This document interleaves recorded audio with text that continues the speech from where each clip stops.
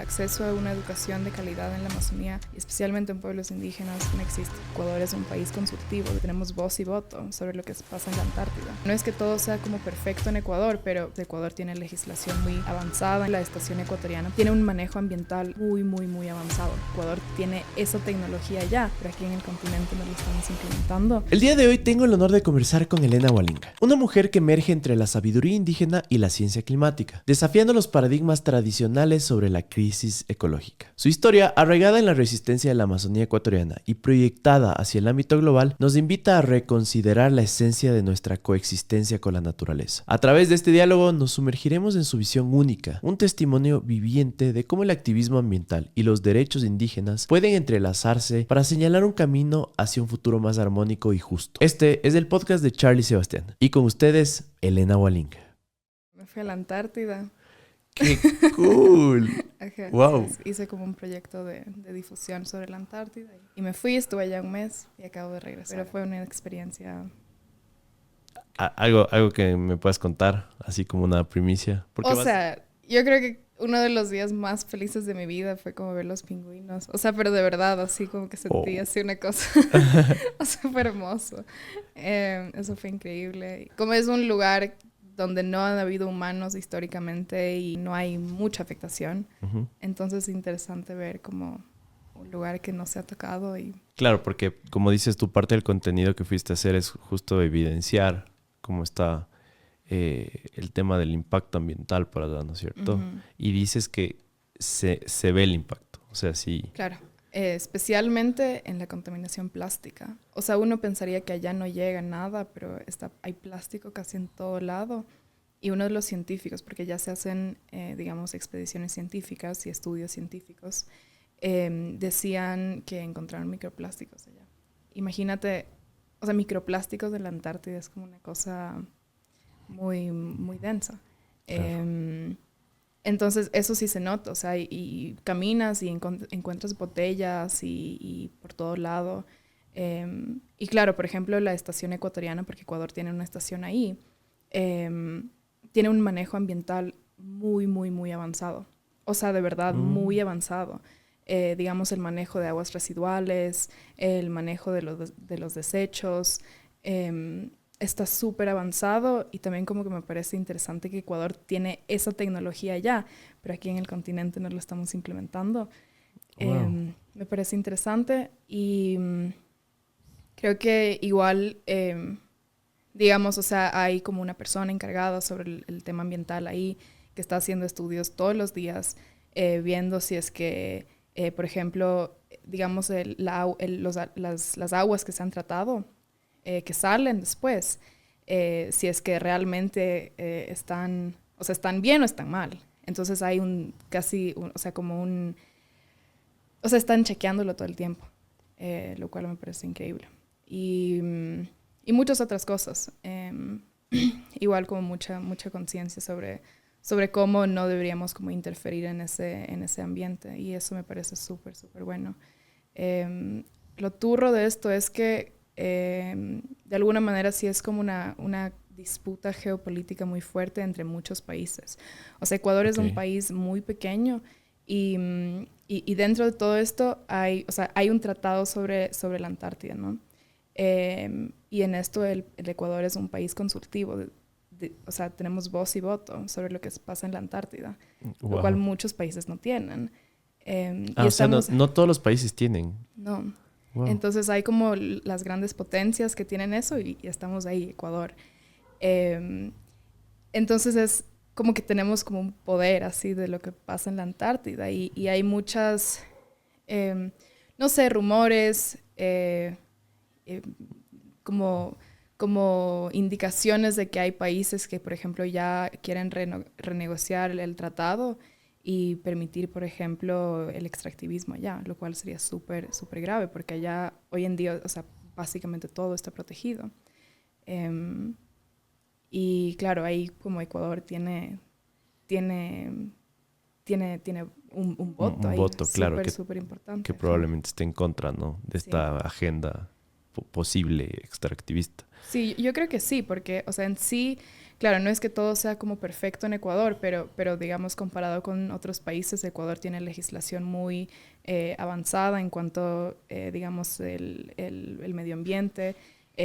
Igual creo que de ciertas formas se evidencia que hay también como una población a quien sí le interesa el medio ambiente.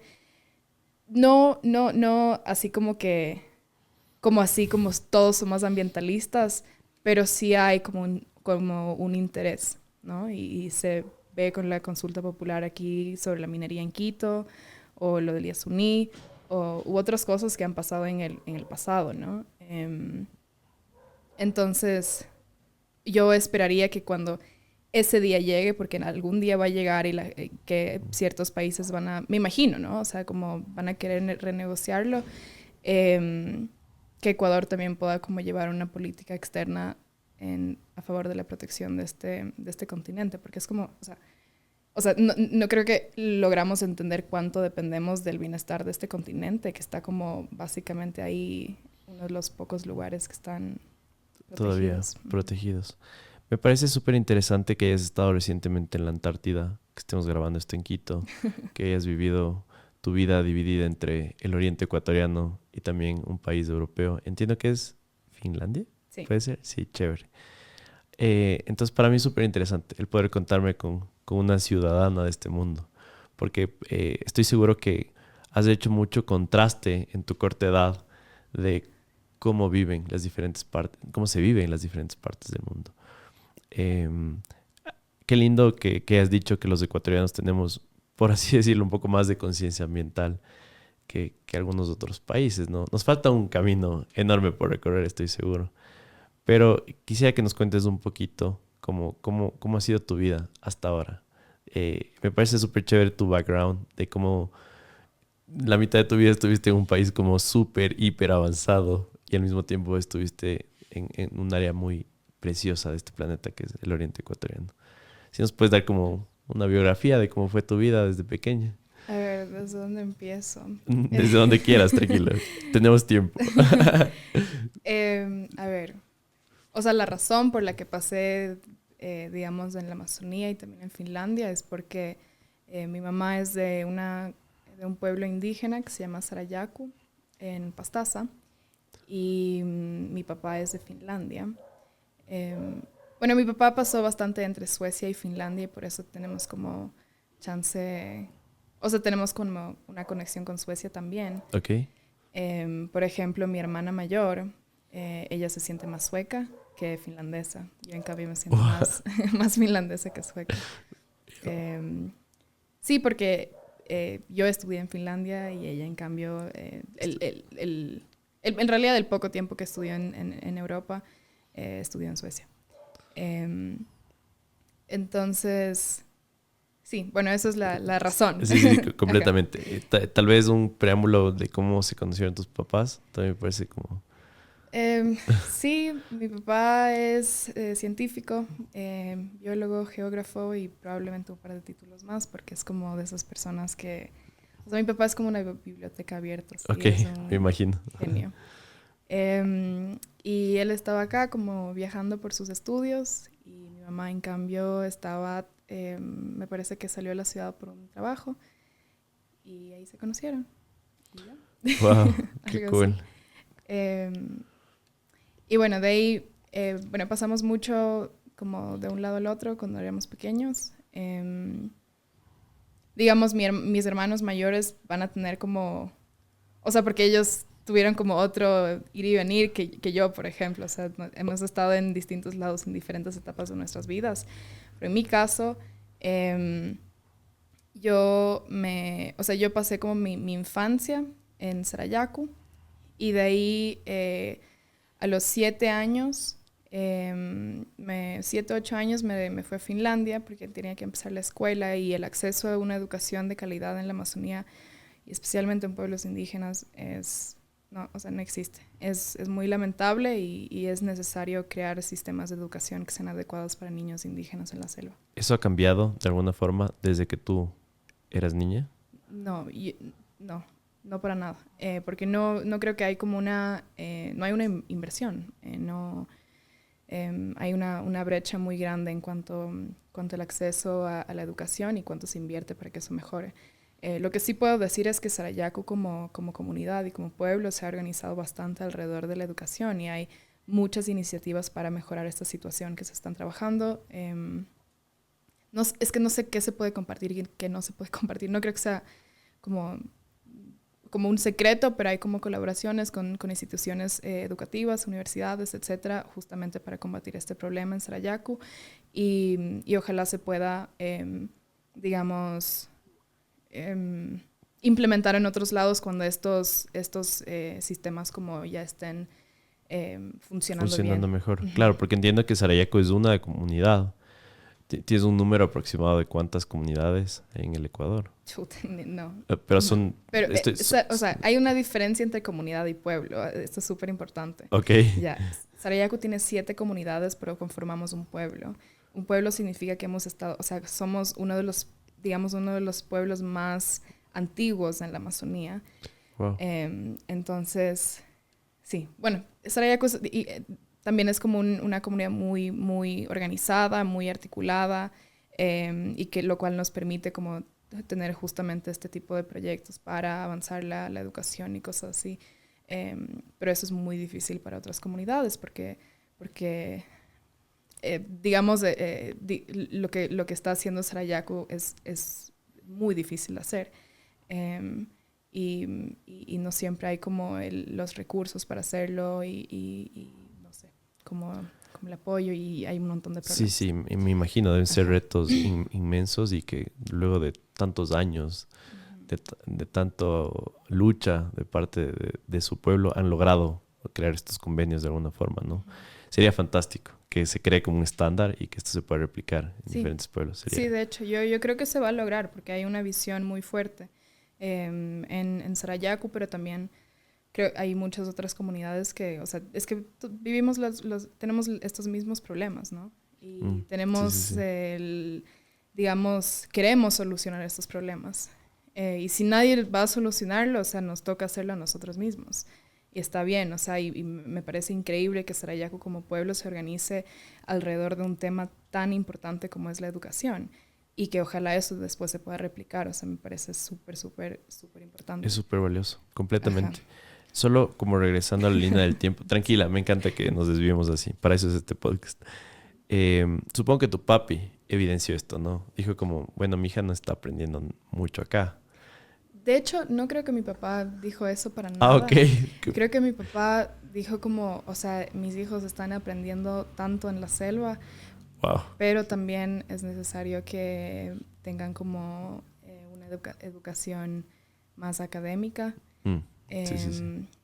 Y creo que coincidió también con, como él es profesor de universidad y como ha dependido mucho de eso, le dieron un trabajo en Finlandia y por eso como que coincidió, ¿no?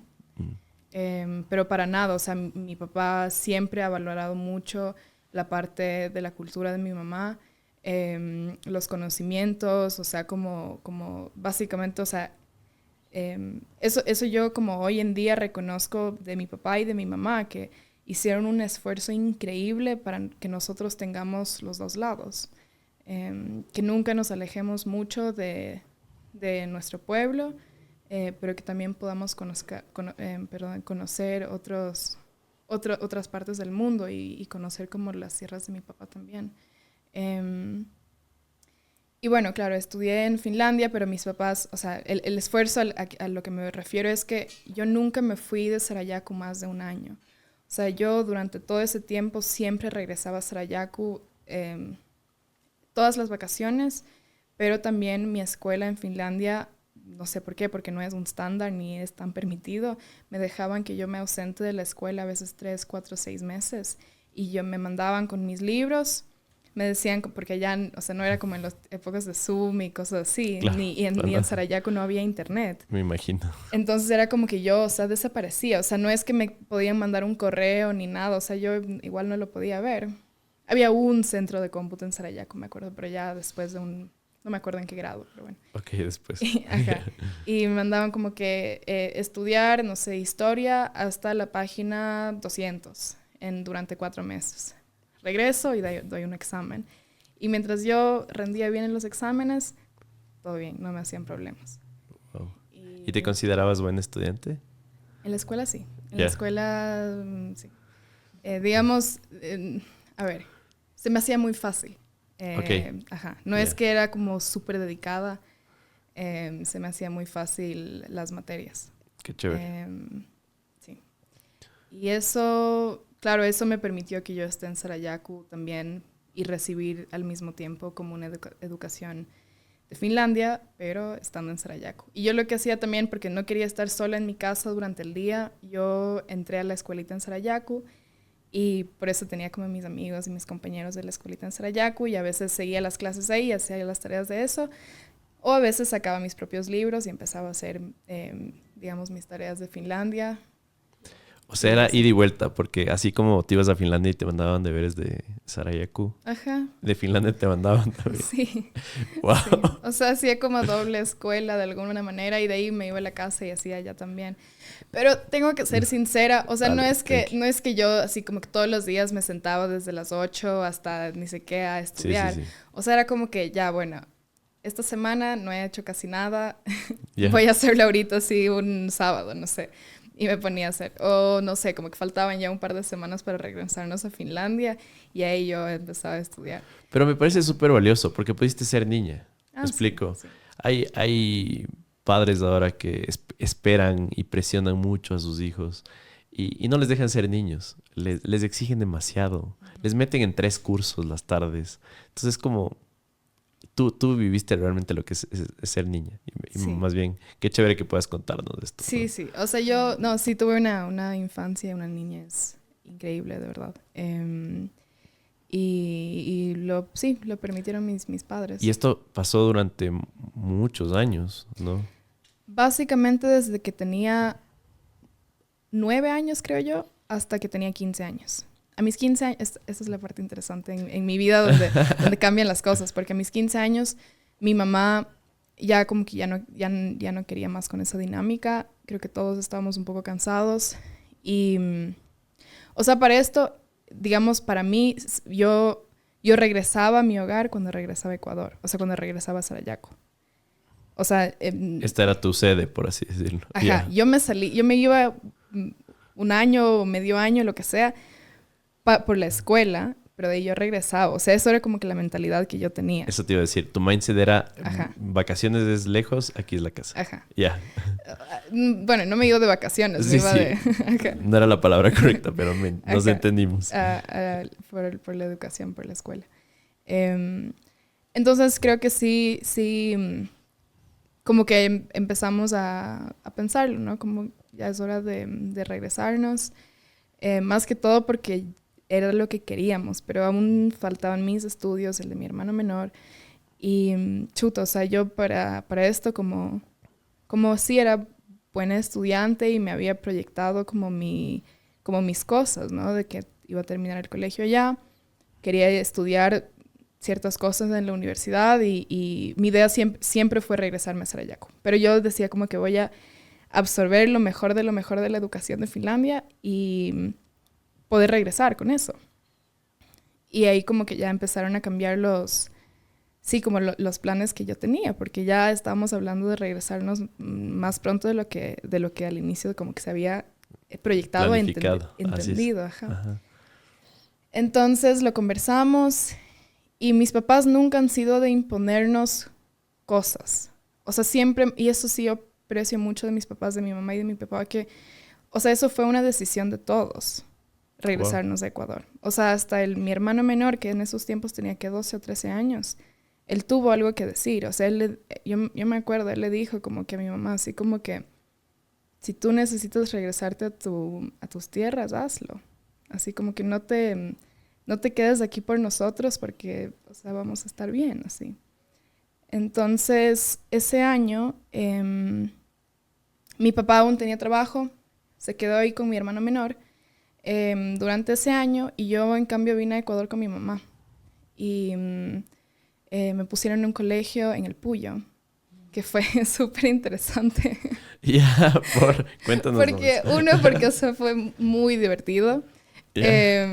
Ahí aprendí el español, porque yo no hablaba español. Yo hablo, Wow. o sea, con mi mamá yo hablo runashimi, o lo que es conocido como quichua. Y con mi papá hablo sueco. Entonces, Por eso tu acento es como muy, muy especial, ¿no? En español. puede La, ser, la puede gente no ser. puede mapear de dónde Ajá, eres. sí, eso me suelen decir. Sí, Pero siempre me dicen como que sí tienes un acento serrano, pero sí es más porque serrano. pronuncio todos los, digamos, todos los consonantes. Sí, sí. Con ganas. Ajá.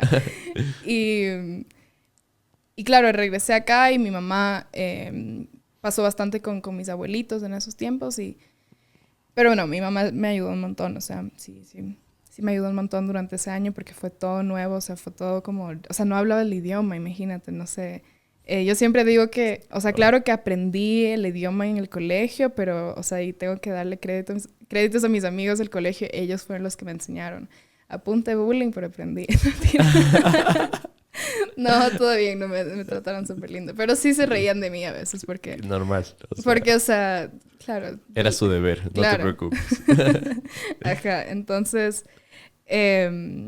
aprendí el español ahí. Fue muy divertido el año porque fui expuesta a una sociedad totalmente nueva para mí, porque yo no conocía o nunca había formado parte de la sociedad no Sarayaku antes en Ecuador. Wow. Entonces conseguí amigos, como, claro, y justo esto es como cuando tengo 15 años, estoy empezando a salir un Mm, poco, a fiestas, tal. Entonces fue como un año muy divertido para mí y conocí un montón de cosas, o sea, me imagino. pero también fue como un shock como cultural, o sea, más grande de irme hasta a Finlandia. O sea, no sé. No, Sí, justo eso te iba a preguntar, porque tal vez en ese momento no eras muy consciente, solo decías como, esto es diferente, es raro, no, no sé qué hacer aquí. Pero ahora tal vez eres un poco más consciente de eh, justo cómo funcionan un poco las sociedades y qué diferentes son. Porque dijiste algo súper curioso, dijiste que tuviste un choque cultural más fuerte cuando pasaste de Sarayaku al Puyo en este caso, claro. ¿era? Que a Finlandia. Es una locura. Sí.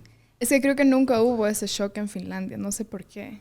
Porque nunca tuve ese shock en Finlandia. Siempre supe que era diferente y me sentía diferente porque, claro, Finlandia es como, mm, digamos, es una cultura un poquito más fría, un poquito más em, individual, no egoísta, pero individual, Individual, sí, sí, sí. em, en comparación de donde yo venía. Pero no fue como un shock en sí. Claro, pero En ponte el- aspectos como tecnología, comodidad, Ujú, bajo el concepto como occidental, ¿no? De que tienes toda la mano, la ujú, infraestructura de la ciudad. eh, claro, Me explico, pero en Sarayaku es como estás inmiscuido completamente en la naturaleza, asumo yo. sí, Y en el Puyo es como, mm, claro, punto medio, no claro, sé. claro. O sea, creo que, claro, en Finlandia, es que yo creo que a esas cosas yo me adapto muy bien, por eso Ok, no lo noto, o sea, no me fijo como en esas cosas que son un poquito más superficiales, o sea, wow. o sea, como que de qué está hecha esta casa y cosas así, como que eso no era en donde yo notaba las cosas, pero mucho en la manera de pensar de la gente, en cómo pensaban.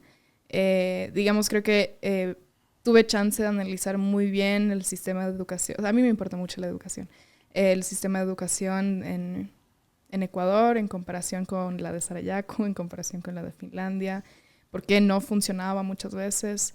Eh, Tal vez algún ejemplo de algo que te acuerdes de lo que decía un profesor y como que te chocaba y dices como esto no me cuadra. ajá. O sea, primeramente que era como, es un colegio fisco misional, creo que se llama, ¿Ya? y Sí, era sí. un colegio religioso, porque eso es como el mejor colegio de la Amazonía, se supone.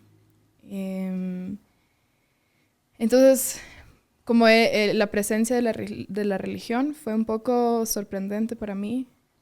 Em, Tuve un par de, no sé, roces, pero como situaciones incómodas, eh, porque yo no sabía diferenciar entre el tú y el usted. Ya. No, hoy te voy a contar una cosa medio chistosa Dale, que me pasó. dale. Em, Como ya lo he dicho, como no hablaba muy bien el español. Y, todas las clases nos tomaban la lección en lengua y literatura. Y yo no entendía lo que era eso. O sea, como que no cachaba lo que era. Y yo, o sea, porque yo en mi mente como, o sea, sueca, digamos, yo traduzco esa palabra lección a la palabra lektion en sueco, que significa clase, hora. Entonces, cuando decían como que te vamos a tomar la lección, yo decía, nos van a dar la clase.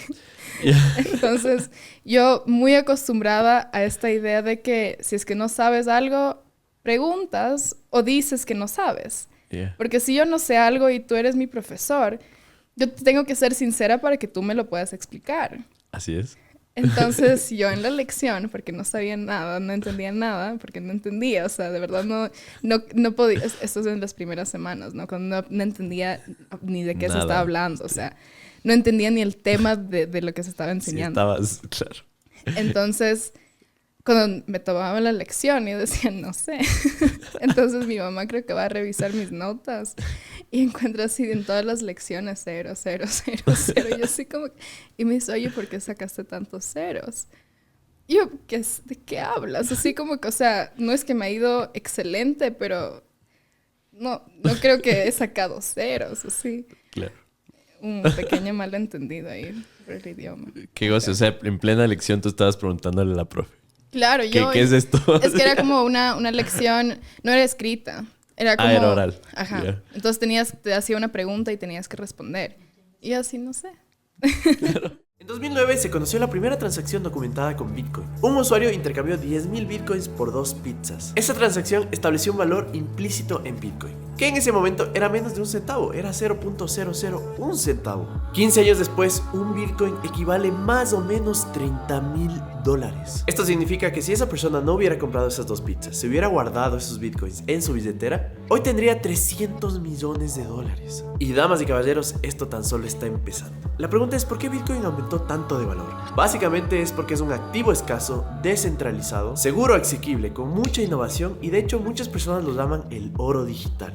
Además de este contenido, quiero contarte que tenemos nuestra propia comunidad de cripto, que se llama Crypto Savvy, en la que hablamos sobre noticias, tecnología y nuevas y diferentes formas de generar ingresos a través de la blockchain. De hecho, no solo con Bitcoin, sino con las más de 14.000 criptomonedas que existen en la web 3.0. Así que te invitamos a que te suscribas a nuestro canal de YouTube. Nos puedes encontrar como Crypto Savvy en todas las redes sociales. Y así tú puedes aprender más sobre esta tecnología y puedes generar ingresos y acercarte más a esta tan ansiada libertad financiera.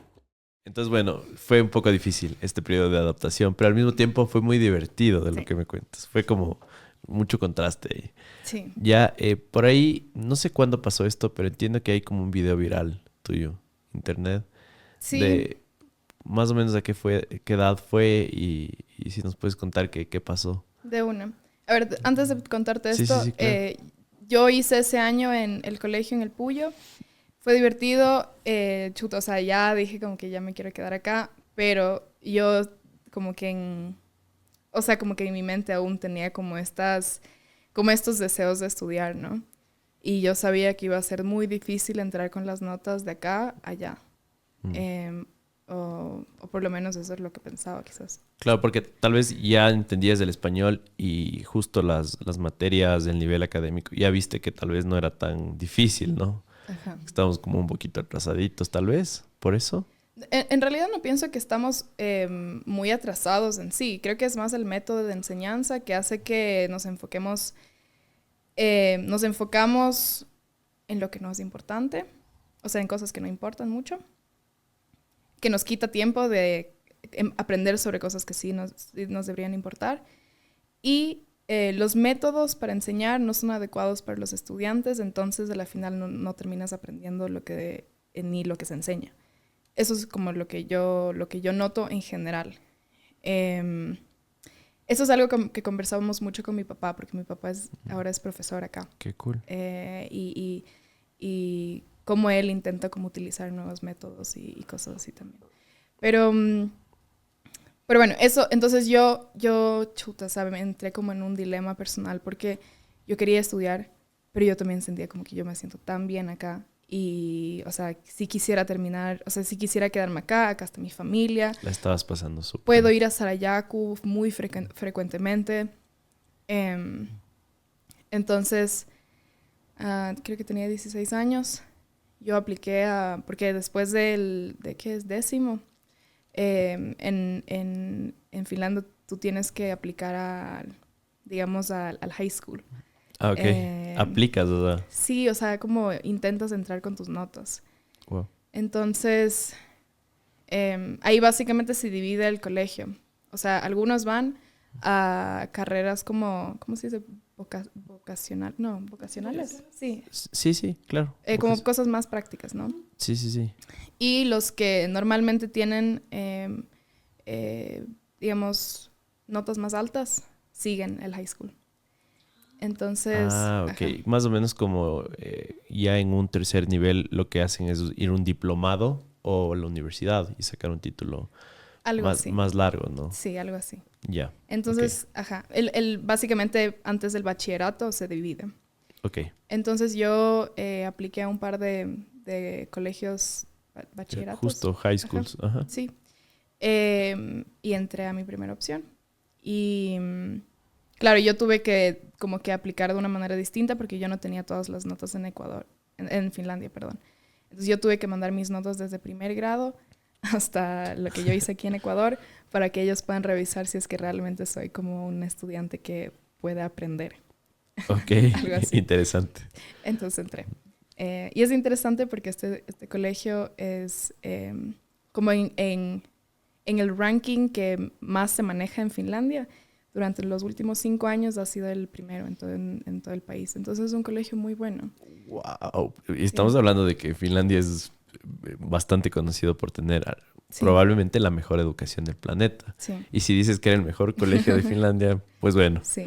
Pero lo interesante en cómo se mide cuál es el mejor colegio no es en las notas, sino cuánto mejoras tú desde cuando entras y cuando sales. Wow, es como este gradiente, ¿no? Uh-huh. Qué interesante. Sí.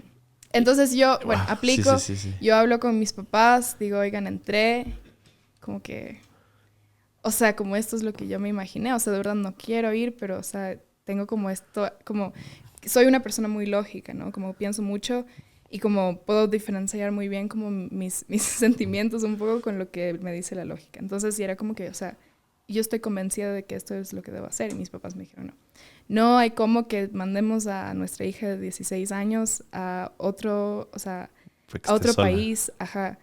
O sea, y no es que mi familia como que vive muy lejos de donde yo entré. Y entonces me dijeron que no. Y por suerte yo tengo como hermanos chéveres. Entonces yo le llamé a mi hermano mayor. Y mi hermano mayor no sé por qué, pero tiene como... tiene bastante influencia en mi familia, como respetan mucho su opinión. Ajá. Uh-huh. Igual que mi hermana mayor. Pero no sé por qué, pero él en esos temas como que tiene más influencia con mis papás. Entonces le llamé y le dije, oye, pasó esto, puedes hablar con mis papás. Y me dijo, ya de una, si es lo que tú quieres, lo voy a hacer. Y no sé, creo que habló con mi papá. Y así, dolidos, mis papás me dijeron como que... Ya. Yeah.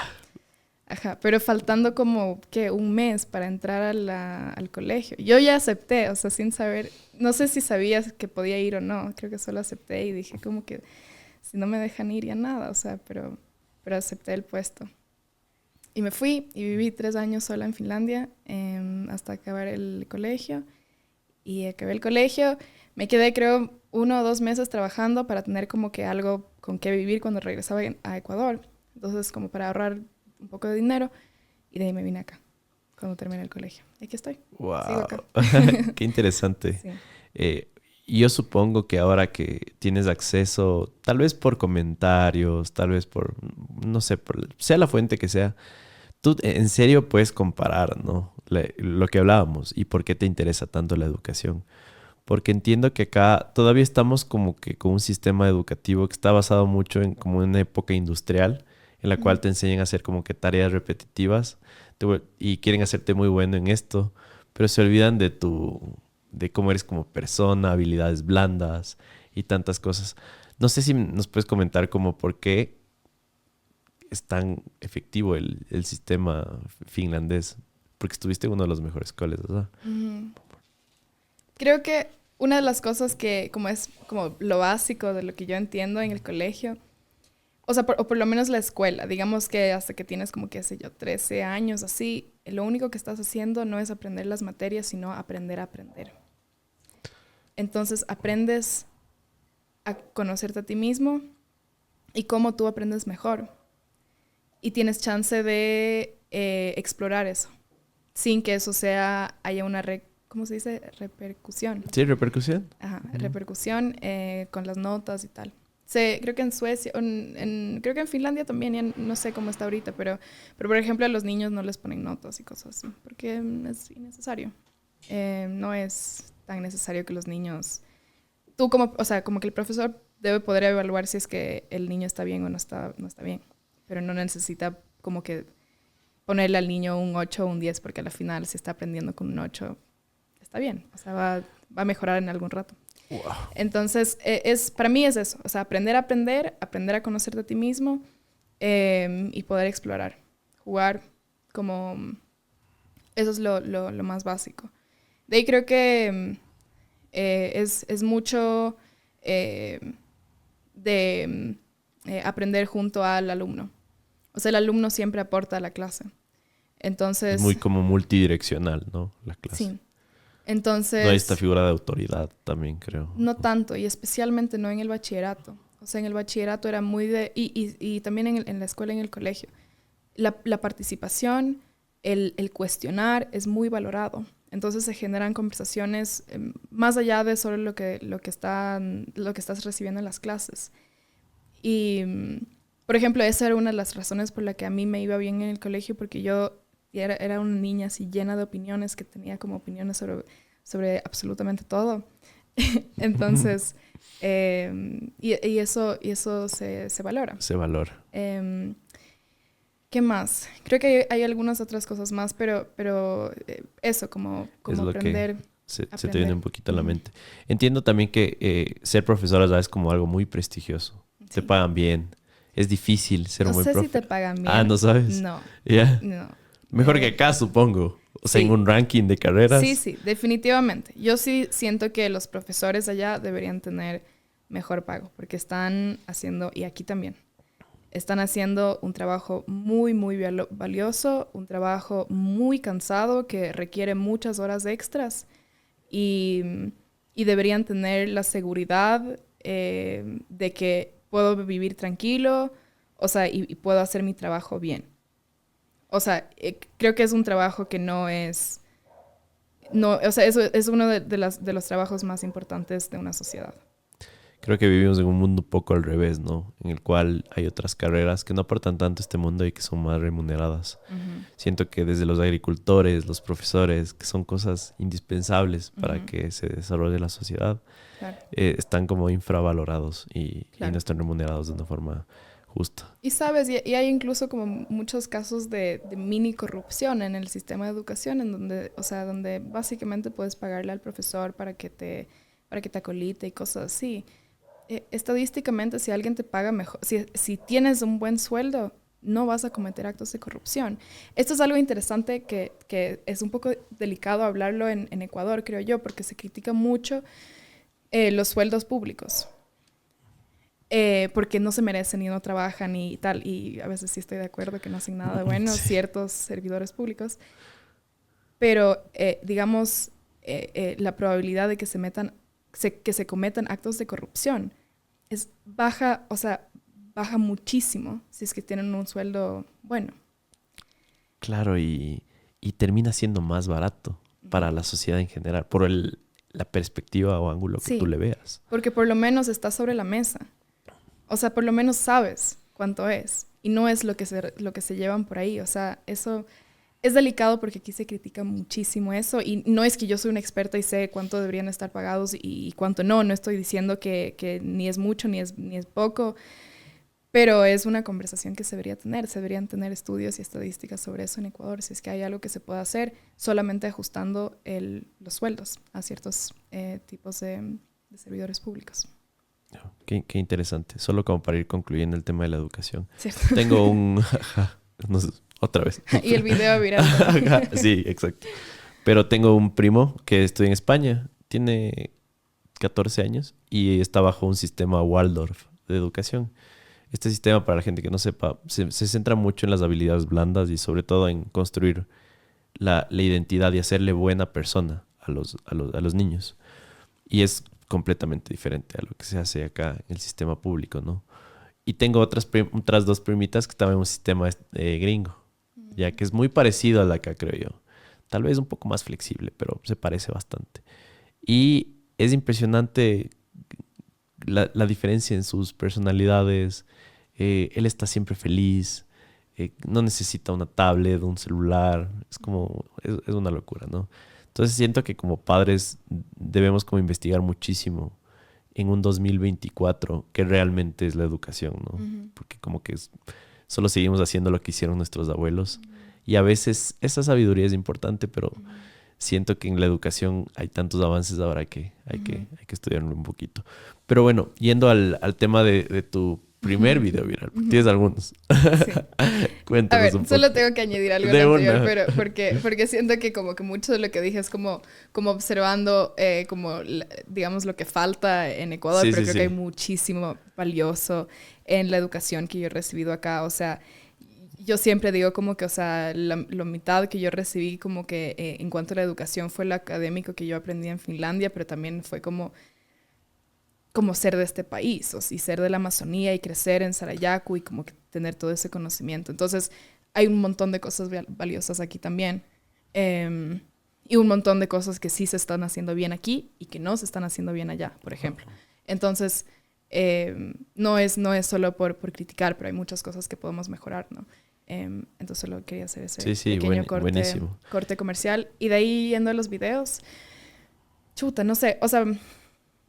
tuve un momento como a mis 13 años, estaba como igual como en como una pequeña conferencia, reunión de niños sobre el cambio climático, porque, o sea, siempre me han interesado esos temas, ¿no?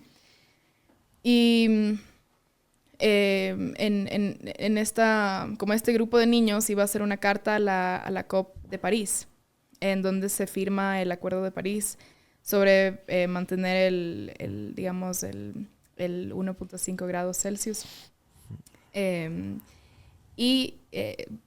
Mandamos esa carta y tal, y no sé por qué, pero se me invitó a como una marcha y me dieron como el chance de hablar, así. Y chuta, y me dijeron como, me acuerdo, tenía 20 minutos para preparar como mi discurso. Yeah. Y lo hice así como en el camino, en el metro, y puse como en mi libreta como 5 puntos de lo que iba a decir, y como que de ahí intentar guiarme con esos 5 puntos. Entonces lo hice, y ahí me acuerdo que, o sea, en primera fila estaban como con un par de ministras, así como que gente media heavy de Suecia. Esto era en Estocolmo. Y como no sé quién lo escuchó, pero al día siguiente me invitaron a la tele en Suecia. Y tenía 13 años, así, en vivo, a las 6 de la mañana, como que en las noticias. Surreal, completamente. Sí, yo sí como que así no podía ni respirar.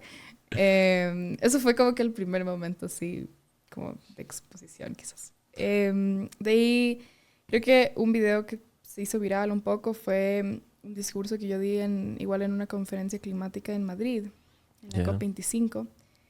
Y así como, o sea, imagínate, en la sala habían que 30 personas. Y después, como de un par de horas, no dejaba de sonar mi celular, porque creo que lo sacó como Al Jazeera, un medio internacional. Y como lo sacó un medio internacional, también hay Ecoavisa y El Comercio y El Universo. Y ahí fue como que así un mini boom. Eso fue muy interesante. Ok, interesante. Sí, tal vez nos adelantamos un poco, pero era como cronológicamente pasaron algunas cosas justo cuando eras chiquita, entonces era como interesante contarlo. Ahora, me encanta este formato de ir contando como en tu vida, cómo te vas involucrando en diferentes cosas, así que te gradúas del cole. Ajá. Vienes acá, ya. Vienes con esta habilidad que me parece interesante de aprender, ¿ya? Y obviamente absorbiste de ambas culturas un montón de cosas. ¿Qué te deparó tu vida en los 18 años cuando viniste acá? ¿Tenías un plan? ¿Sabías qué hacer? Mm, no tenía un plan en concreto. Tenía un par de ideas por ahí. Pensé en hacer como un voluntariado, como, qué sé yo, profesora de inglés o algo así en Sarayaku. No pude porque cuando se dieron como unos exámenes en el Ministerio de Educación, yo no estaba en Ecuador. Aún estaba, me faltaban unos exámenes en Finlandia para graduarme. Y cuando yo llegué después de un par de meses ya no pude darlo. Entonces a la final como que ese ya desde el inicio como que se me... Ese plan, chao. Ajá. Porque claro que lo podía hacer de manera voluntaria, pero, o sea, yo sí quería como que como hacerlo de una manera más formal, así. Entonces, y claro, no sé cómo funciona en realidad, pero bueno, habían como unos problemas por eso, porque intenté, estuve ahí en correos con el ministerio y tal, y no se pudo. Y de ahí, chuta, no sé, no tenía muchos planes. Al inicio, la verdad, como los 2 primeros meses, estuve como que muy, muy tranquila, descansando, cosas así. Ya estaba bien envuelta como en temas climáticos.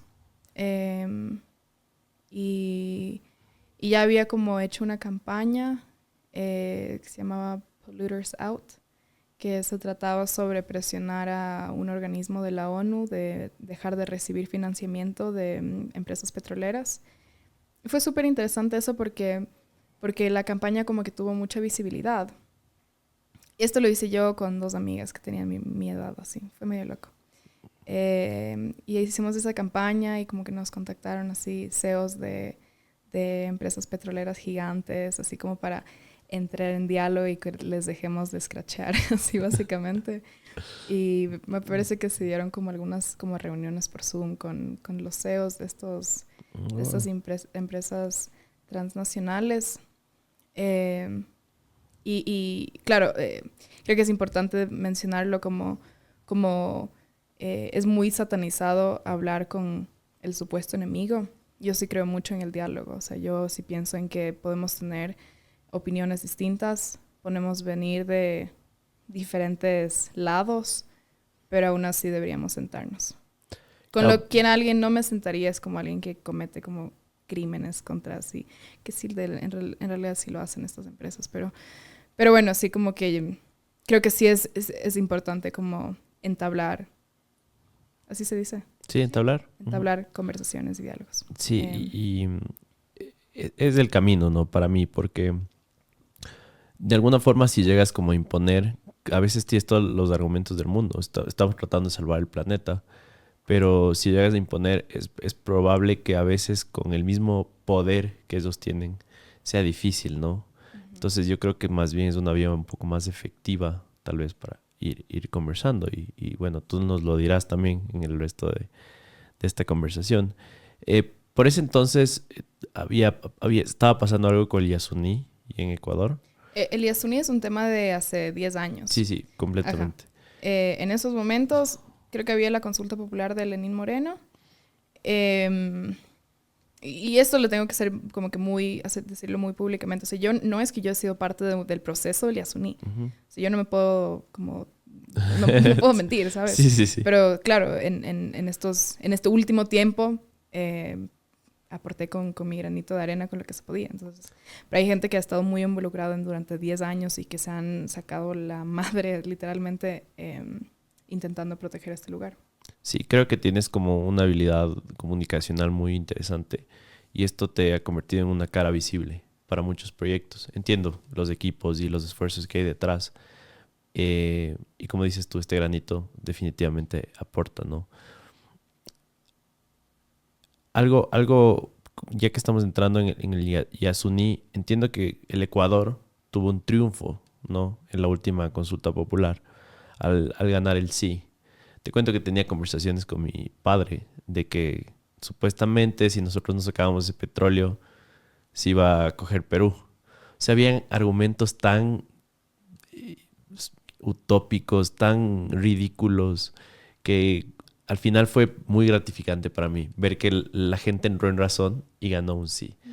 Ahora, tú que estás viajando todo el tiempo al oriente, ¿esto se ha visto reflejado en acciones de cuidar el Yasuní o la gente sigue haciendo lo que le da la gana? Y con la gente me refiero al gobierno, a las empresas extractivistas, a todo el lado que no se preocupa por el medio ambiente.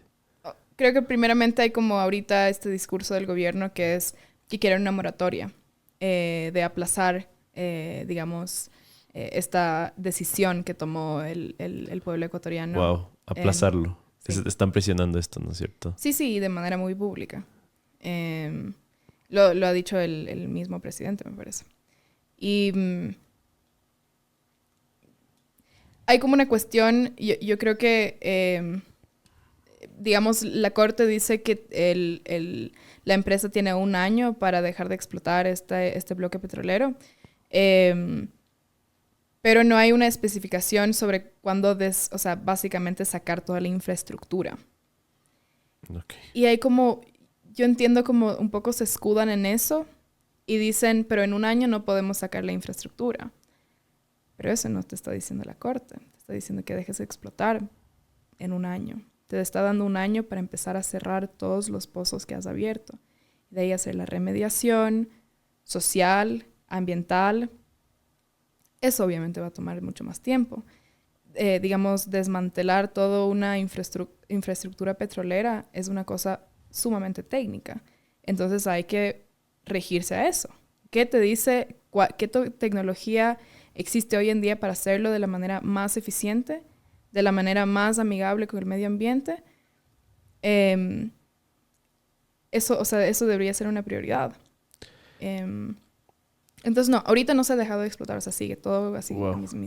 Ajá. ¿Qué podrías contarnos sobre, como para que la gente entre en conciencia un poquito, sobre cuál es el estado actual del oriente ecuatoriano, de lo que tú sabes, en esta relación entre el gobierno, estas corporaciones y la salud del medio ambiente en el Ecuador? Primeramente, no solamente es la salud del medio ambiente, o sea, es la salud humana. O sea, hay una crisis de salud en la Amazonía. Y creo que para el resto de ecuatorianos que no necesariamente viven en la Amazonía o que no ven las afectaciones, parece como tierras lejanas donde vive muy poca gente. Hay muchos de esos chistes como que, sí, la sierra y la costa, chuta, y también está la Amazonía, ¿no? Mm. Como hay estos chistes, pero estos chistes vienen porque de esa manera se le trata a la Amazonía. Y siento que también es como considerado, ya se ha aceptado, como sociedad se ha aceptado que la Amazonía es una zona de sacrificio. Y que la gente de la Amazonía, que la mayoría es, bueno, no, mucha gente son pueblos indígenas, son gente de sacrificio. O sea, la Amazonía y la gente de la Amazonía tiene que sacrificarse para como mantener al resto del país. Wow. Y eso no solamente es como... O sea, eso es la realidad. Porque, o sea, si es que comparamos cuánto recibe la Amazonía de las ganancias, por ejemplo, lo de toda la extracción petrolera, es minúscula. Y regresando a tu pregunta, ¿cuál es el estado ahorita? Ahorita la Amazonía se está enfrentando básicamente todas las frentes extractivas que existen. El petróleo, la minería, hidroeléctricas. O sea, es como, estamos así, como por todo lado tenemos algo. Y carreteras, porque en ciertos lugares no hay y no debería existir y hay gente que no quiere.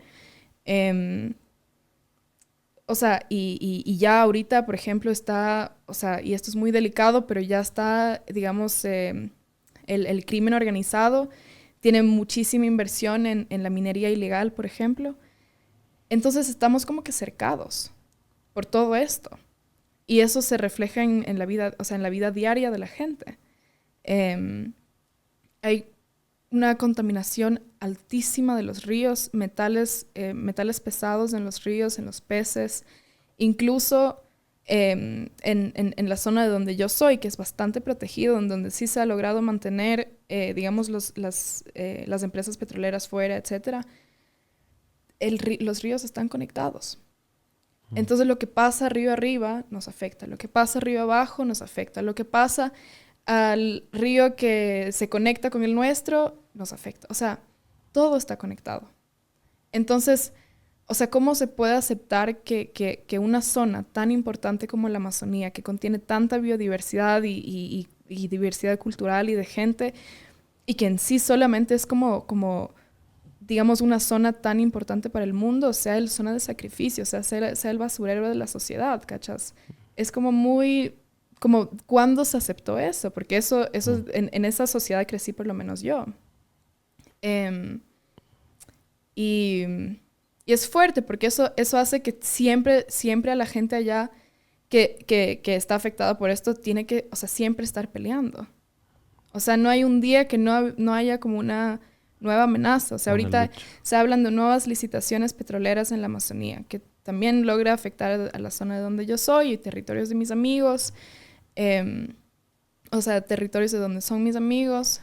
Y ya igual, o sea, con nuevas concesiones mineras. O sea, como que siempre hay algo nuevo. Y nunca para.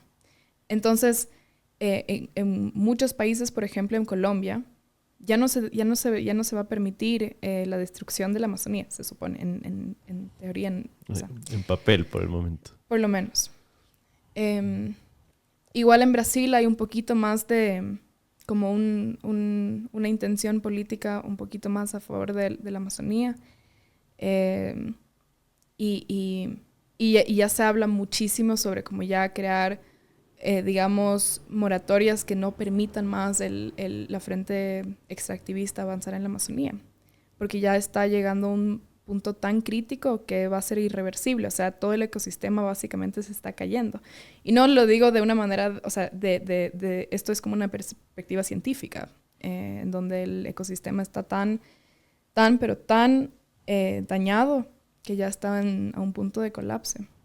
Justo hace un momento estábamos conversando de esta carta que se iba a firmar en la COP, ¿no? De París, sobre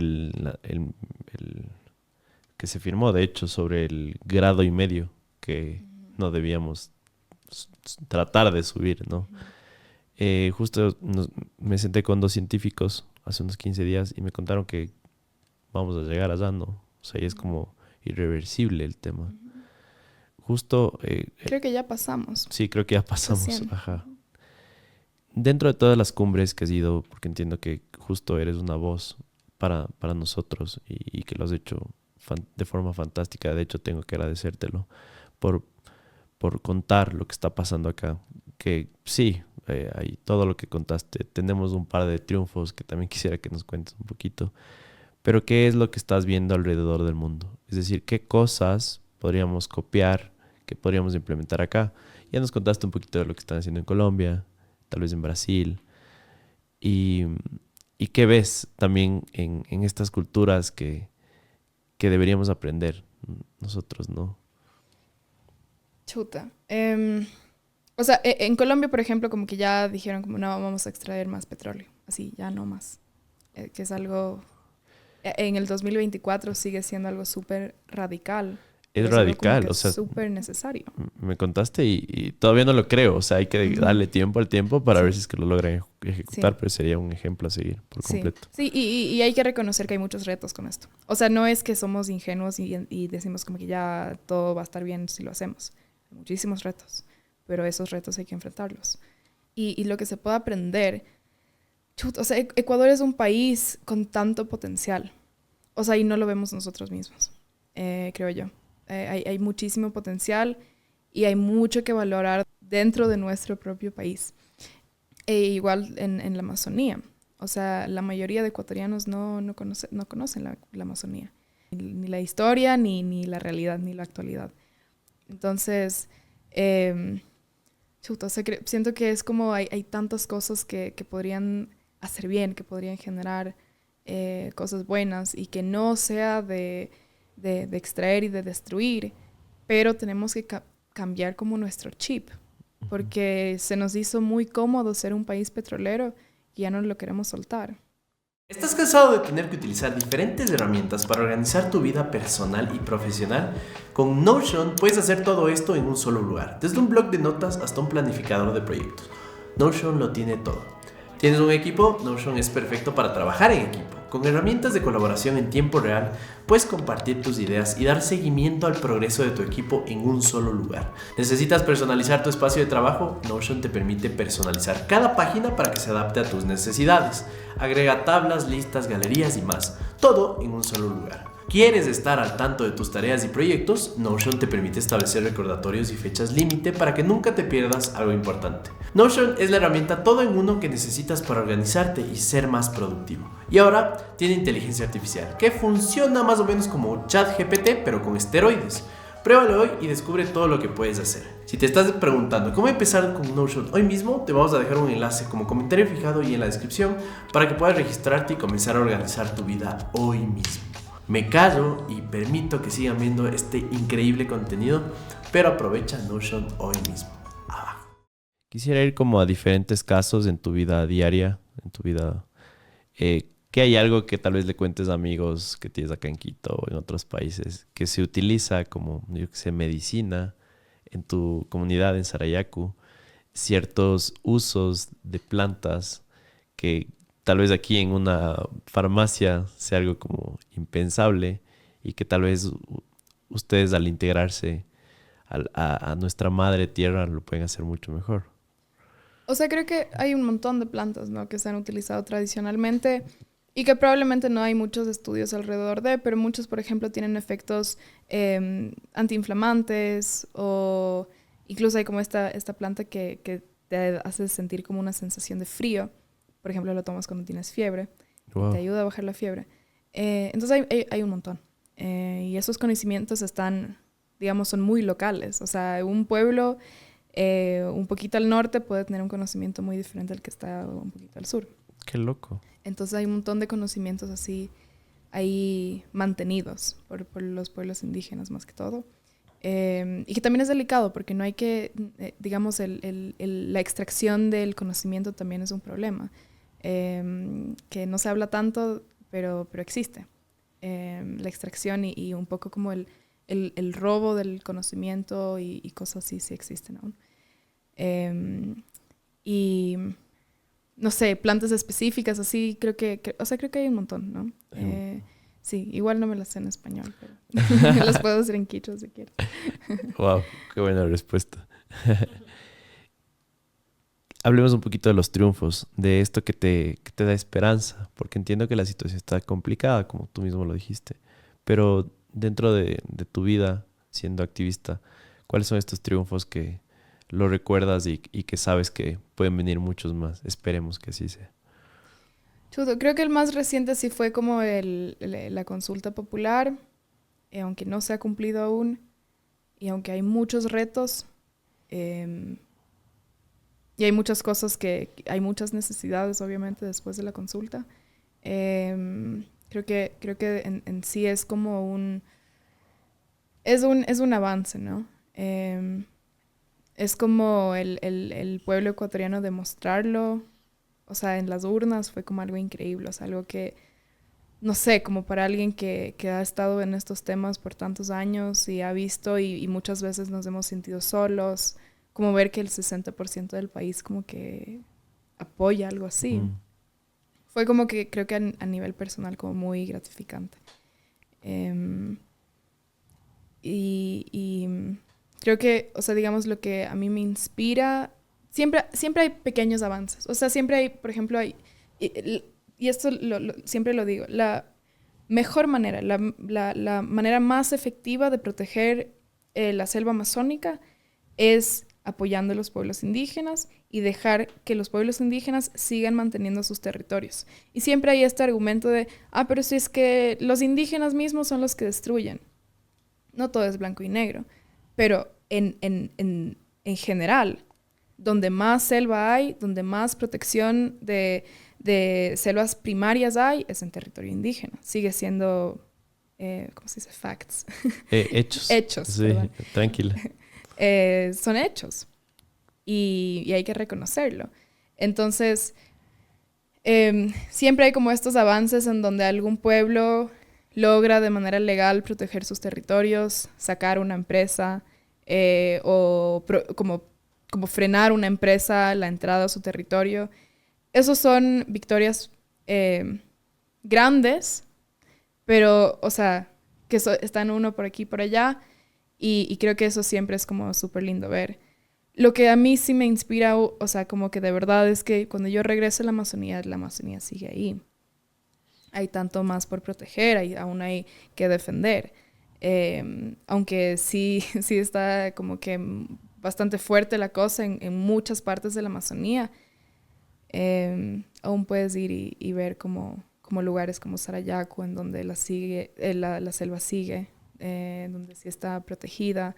Y Sarayaku tiene esta cosmovisión muy bonita y muy importante que se llama la selva viviente, que reconoce todo en la selva como un ser vivo. Y Sarayaku quiere que esto sea un tema legal, reconocido legalmente como un ser vivo con derechos, como mecanismo de protección. O sea, la selva en Sarayaku sigue vive, sigue viviente. Y ese tipo de cosas son las que a mí me dan esperanza. Y como ver también que hay muchísima gente luchando, o sea, hay mucha gente que está ahí, que sigue y que sigue y que sigue, aunque es difícil, pero sigue. Entonces hay como esas cosas que me inspiran. Qué lindo. Hay empresas que utilizan este método de greenwashing, que para la gente que no entienda, es como tener una agenda de marketing, de que se publicitan como una empresa verde, pero realmente sus acciones son todo lo contrario, ¿no?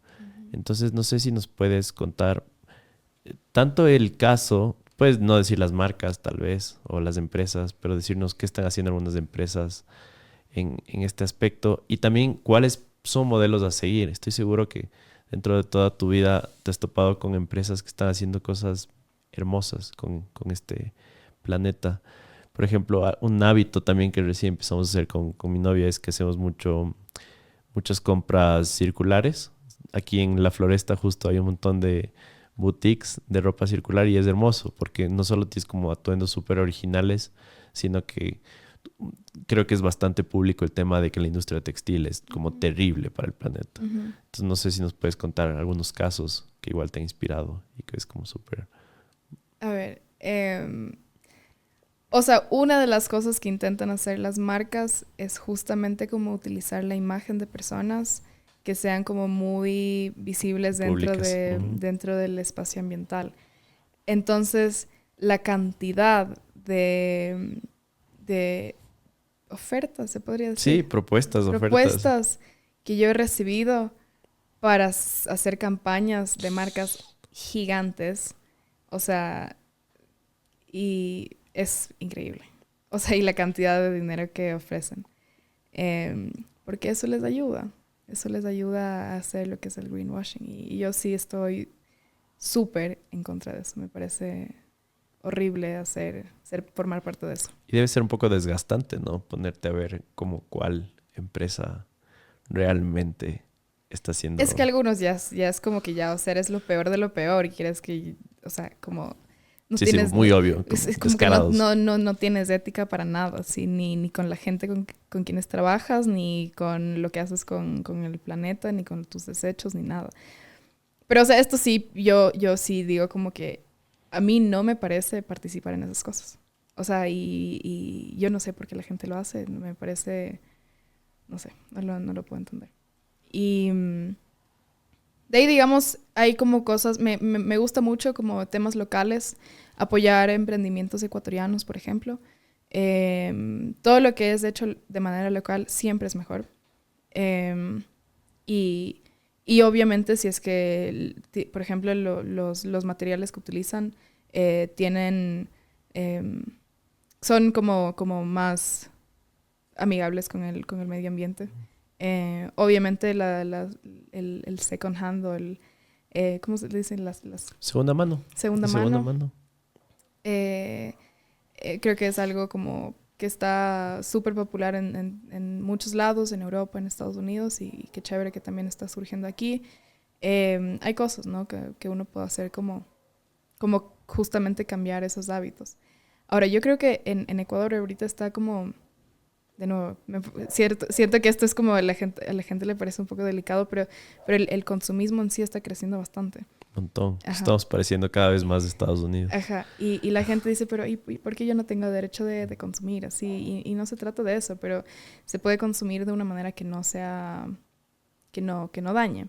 Em, y claro, no sé, eso tú ves como los malls aquí en Quito y es como cada vez llegan más Wow. transnacionales. Llegó H&M, así como que, o sea, ya están llegando hacia acá y es como se hace más accesible y las cosas se ponen más fuertes. Y aparte es un efecto bola de nieve porque la gente no es que esté mejor en su situación económica. Entonces a veces el consumo de estas marcas es todavía más barato para las personas. Claro, Pero y, por ejemplo, ahí es como delicado porque dice ya, pero tú porque tienes dinero, o la gente que tiene dinero puede consumir lo que es como muy costoso y muy caro y que quizás pueda ser de mejor calidad o menos dañino y yo ¿por qué no tengo el derecho a hacerlo? Entonces también no se trata del consumidor, o sea, se trata de que se crea este sistema que básicamente hace que el consumidor solo tenga acceso a cierto tipo de productos. O sea, no sé, tú vas al supermercado y, no sé, como tus frutas ya vienen empacadas en plástico. Exacto. Ajá. Pero si vas a la esquina, o sea, ya no. Pero el supermercado ya te obliga a consumir el plástico. Y eso no es que tú ahí tienes que decir, ya, bueno, yo por eso voy a dejar de comer uvas para siempre. Ponte. Claro. Sería mejor si la industria dice, tenemos un problema dentro de nuestra industria, empecemos a cambiar esto. Entonces no se trata de culpar al individuo tampoco. Obviamente tenemos una responsabilidad, pero se trata también de la responsabilidad corporativa y cómo ellos manejan eso. Y también por eso es importante la legislación que imponen los gobiernos y la política se lleva, que restringe la posibilidad a estas industrias o a las corporaciones de condicionarle al consumidor. Completamente. Algo que igual es un gran hábito que he adquirido ahora es investigar, ¿no? Cuáles son los procesos, cuál es el background de estas empresas, porque ponte ahora muchas personas lo que hacen es comprar por Shein, por ejemplo. Shein, ya. Uy, no. Sí, pero es súper popular. Y no solo... No lo hagan. Sí. Ajá, y no solo lo hacen por ellos, para ellos, sino que hay gente que tiene boutiques enteras que cogen, compran, lo revenden y lo pintan como que es una marca original. Es terrible, me explico. A la vuelta de la esquina justo tenemos un artesano que tiene obras de arte, literalmente, y simplemente, tal vez porque no maneja bien sus redes sociales, no nos llega la información de que está haciendo algo increíble y podemos adquirirlo. Entonces, tienes toda la razón, hay que consumir local. Creo que es un gran consejo. Sí. Y investiguen, o sea, investiguen en serio, dense el trabajo de... Ven una prenda de ropa en un mall hermoso, abran Google e investiguen cómo esa prenda llegó a ese centro comercial. Creo que es un gran hábito. Y en fin, hay tantas cosas que se pueden hacer. Me dejaste loco con con la cantidad de gente que te escribe, de empresas en greenwashing. Sí. Claro, podrías tener tu vida arreglada, pero ¿a qué costo, no? Claro. O sea, y eso, por ejemplo, yo tengo una hermana mayor que también como se desenvuelve bastante en espacios similares Nina, que ¿no? yo. Sí. Sí. Pero muchas personas piensan que hacemos exactamente lo mismo y así no es. Pero bueno, es mi hermana, nos parecemos y me imagino que la gente por eso piensa. Pero, por ejemplo, a ella igual, o sea, y no sé, como todos hemos pasado por situaciones difíciles y te llega como una oferta así. Eres humano, lo vas a pensar. Yo creo que como que nosotros nunca hemos llegado a ese punto donde realmente lo estamos considerando. Como quizás ahí ver como el website así, pero ya no. Pero sí, la cantidad sí es media absurda, así como que tu Instagram podrías vivir bien así como por un par de años, así, no sé, medio denso. Wow. Ajá. O sea, sí. Entonces, ese tipo de cosas como si pasan de manera como oculta de alguna manera, pero es así. O sea, estas empresas intentan lavar su imagen súper densamente. Y lo que tú decías, ¿no? Como hay que no solamente averiguar de dónde viene la ropa del mall, pero averiguemos, o sea, qué hay aquí para, o sea, sí, dónde puedo consumir algo que se ha hecho en Ecuador, que se ha hecho para artesanos o algo así. Yo, de hecho, este año quiero hacer eso. O sea, por primera vez estoy como acercándome a muchísimas más como emprendimientos ecuatorianos y cosas así. O sea, como que siempre he estado más en la Amazonía y ahorita que estoy como un poquito más en Quito, quiero conocer qué hay acá. Y por eso he logrado también conversar con mucha gente que tiene como sus emprendimientos y están ahí luchando y me parece bacán y me parece importante también apoyarlos. Has ido a múltiples cumbres alrededor del mundo, muchas relacionadas al cambio climático. ¿Crees tú, porque hay esta teoría de que muchas de estas cumbres también están como auspiciadas y financiadas por estas grandes corporaciones Sí. para mantener este discurso de que las cosas van mejor, pero realmente están peor, ¿no? Uh-huh. ¿Qué pudiste aprender de estas cumbres y si nos puedes contar si realmente están aportando a este mundo, están cambiándolo? Porque veo que es como... son casi shows ahora, ¿no? Súper televisados, van influencers famosos, gente de todo el planeta. Y es como, sí, todos los que asisten, o bueno, la mayoría, Uh-huh. supongo yo que tienen las mejores intenciones del mundo.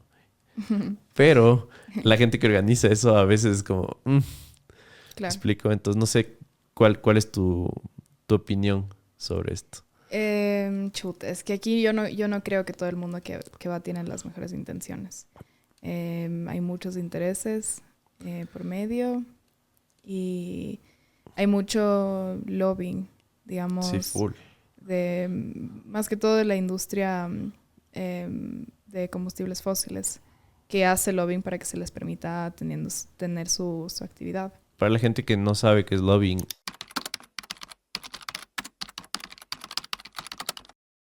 O sea, no sé, en una cumbre, por ejemplo, tú eres la persona que está haciendo el lobbying, a ti te dan el acceso y todo y puedes ir a conversar con la gente que, que son los negociadores, quienes deciden cuáles son los tratados de los países, etcétera. Entonces te da chance de hablar con gente que toma decisiones.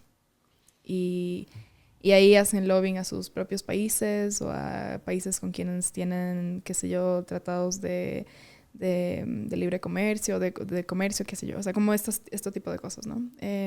Y hace que se frene, digamos, políticas más fuertes en cuanto digamos, mitigar el cambio climático.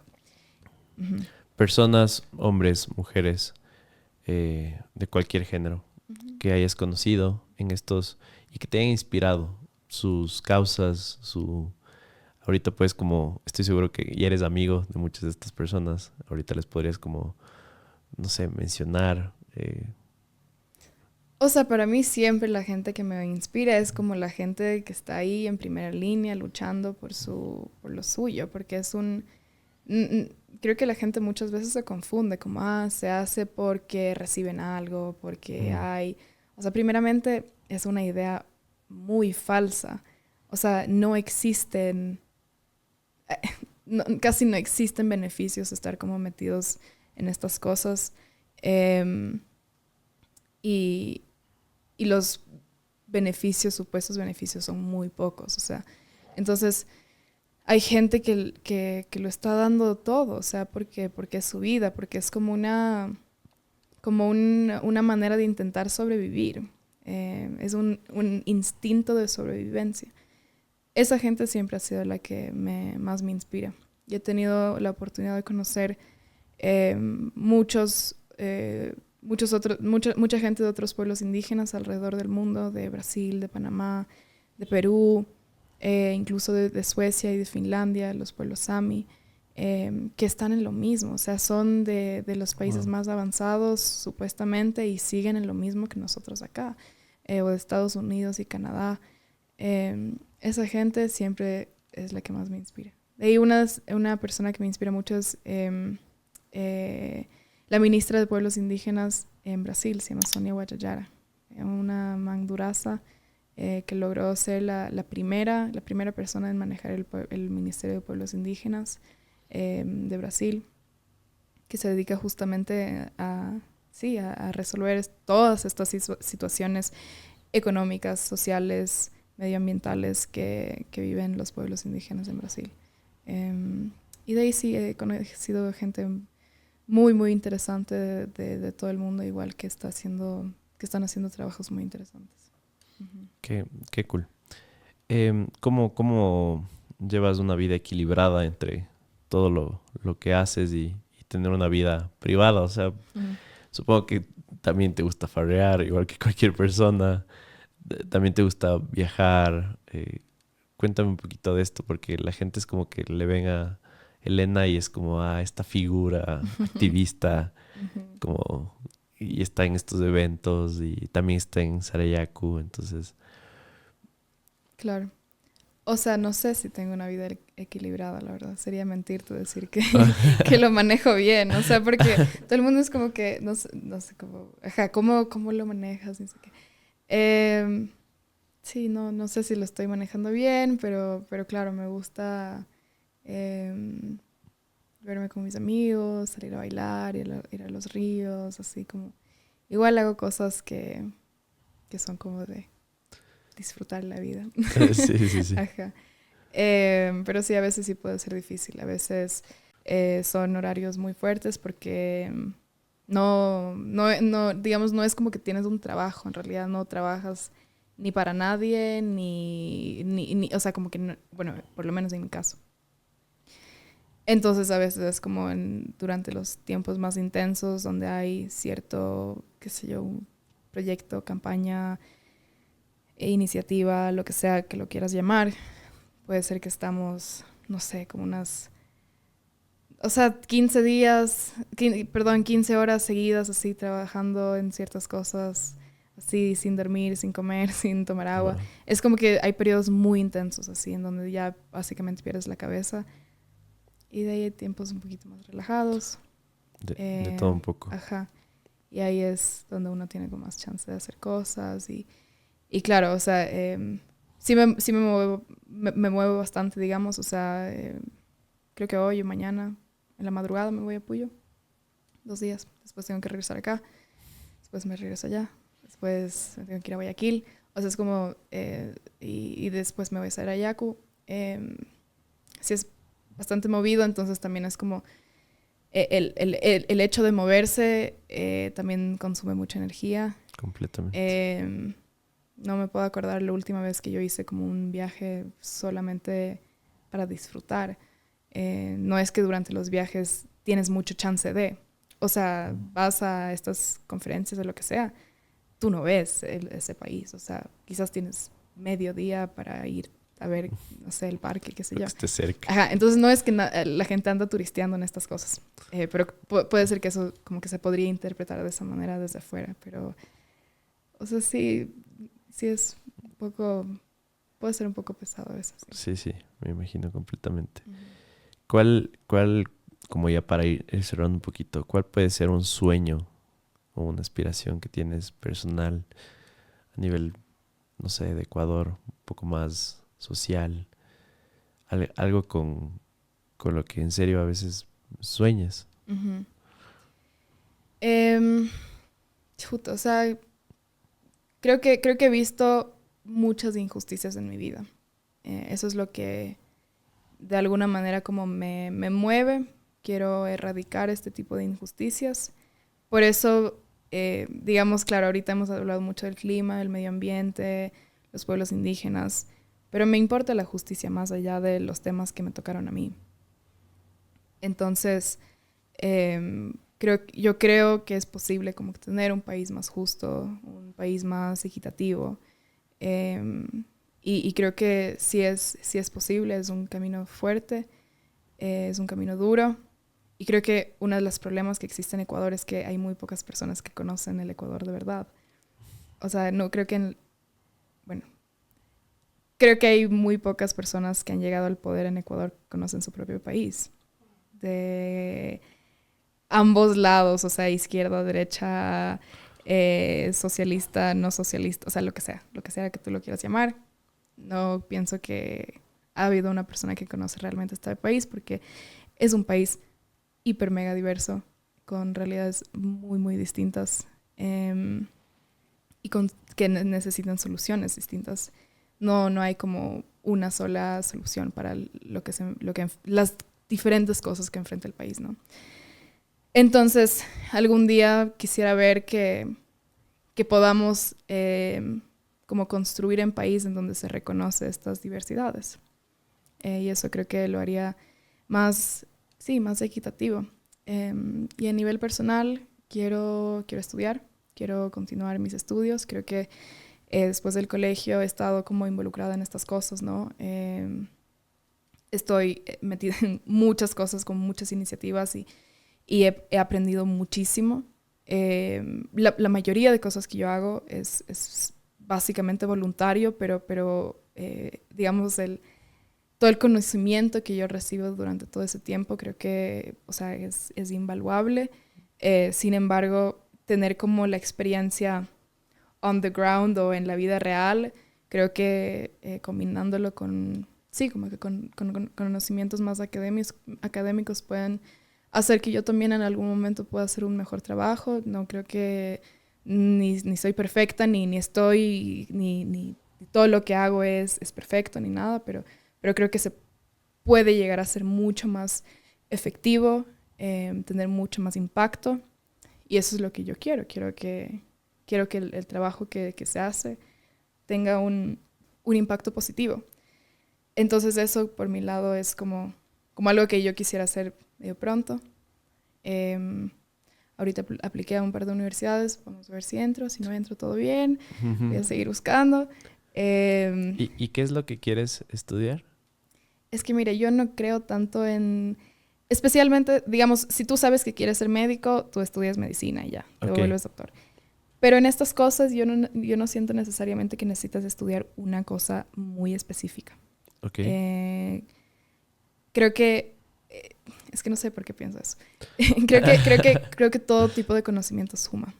Entonces, creo que me inclino mucho a como entender temas económicos y, por ejemplo, ciencias políticas. Creo que combinarlos sería interesante. Más que todo porque quiero como entender cómo funciona como esta máquina, ¿no? Que hace que como mantiene la sociedad de alguna manera, pero en ciertas partes está fallando. Sí, entonces yo sé dónde está fallando porque lo he visto. O sea, si es ciertas partes donde esta máquina está fallando, pero no sé cómo funciona. Entonces, ¿cómo lo vamos a arreglar si no sabemos cómo funciona? Algo así es mi lógica. Pero estoy muy abierto. O sea, sabes, quizás algún rato me inspire y digo, no sé, quiero estudiar artes marciales, ¿cacho? No sé, como sí, que, sí, ¿sabes? Como que si me inspira algo, no me quiero cerrar. Como que sigues mucho tu instinto. Sí, no quiero como cerrarme eso, porque creo que por mucho tiempo me presionaba a mí misma como que hacer de cierta manera, actuar de cierta manera, decir cosas de cierta manera, porque sentía que tenía que ser de cierta manera para hacer las cosas que yo hago. Ahora pienso muy diferente porque, o sea, porque he crecido y cosas así, pero también porque quiero darme más como libertad y más como ponerme menos presión en ese tipo de cosas. Entonces, quién sabe, no sé, podría resultar en cualquier otra cosa. Pero esas son las carreras en las que he aplicado ahorita. Claro, Elena Walinga, cinta negra. Qué denso, sí. Buenas. Okay.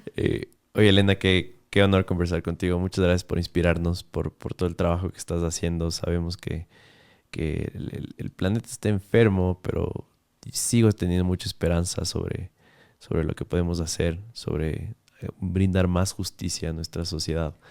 Y en serio, creo que necesitamos todos sacar esa parte de Elena que tenemos dentro y luchar por lo que es justo, ¿no? Creo que es importantísimo. Como última cosa, ya para cerrar este podcast que ha estado muy, muy lindo, ¿cuál es el mensaje más poderoso que quisieras dejarle a nuestra audiencia hoy? Sí, no sé, creo que nunca hay que como perder la esperanza en un mejor país. ahorita creo que está muy difícil como imaginarse otro país, ¿no? O sea, otra realidad para este país. Pero hay que hacerlo, hay que seguir manteniendo ese granito de esperanza. Y creo que sí, como, o sea, digamos, soy de una generación como joven, nueva. Sí. Creo que tenemos muchísimo que aportar, que nunca nos hagan pensar que no. Yo creo mucho en que muchas cosas se ganan como, sí, trabajando, esforzándose y cosas así, pero también hay muchas cosas que se ganan únicamente por la actitud que uno tiene ante la vida y ante ciertas personas. Y nunca hay que hacerse de menos en frente de personas solo porque la sociedad te dice que lo hagas, especialmente como alguien joven, mujer o lo que sea tu situación.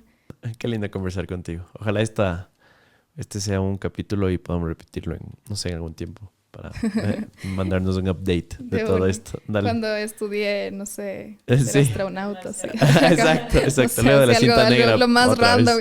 Fue lo más random que se me ocurrió ese rato. Tranqui. Está bien, gracias por tu sinceridad. Más bien. Dale, qué gustas. Gracias.